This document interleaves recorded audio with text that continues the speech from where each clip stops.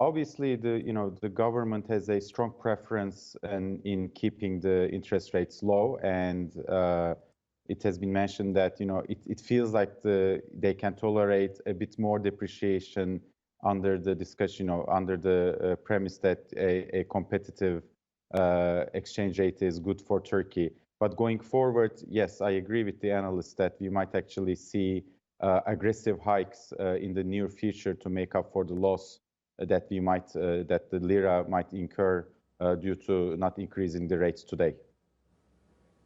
So unpack that for us. How much further would the central bank need to hike in order to curb inflation and to perhaps save the lira here?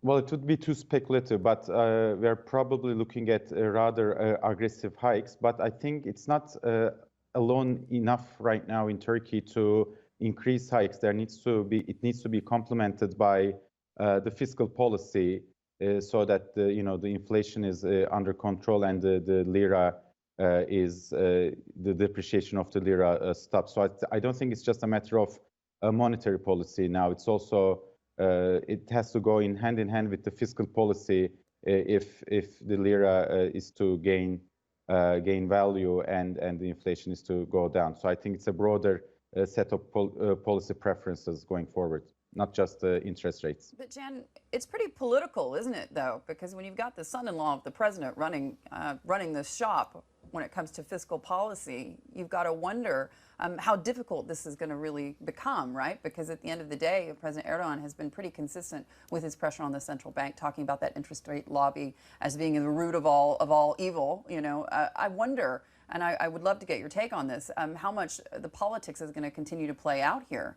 Because the country is suffering, the currency is suffering, and yet the president is busying himself elsewhere.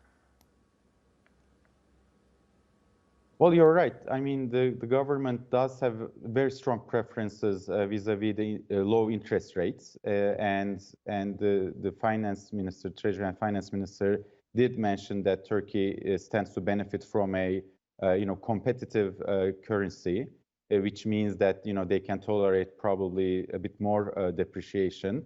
But obviously, like you said at the opening, I mean the private sector will suffer from this, which has obviously a fixed denominated debt.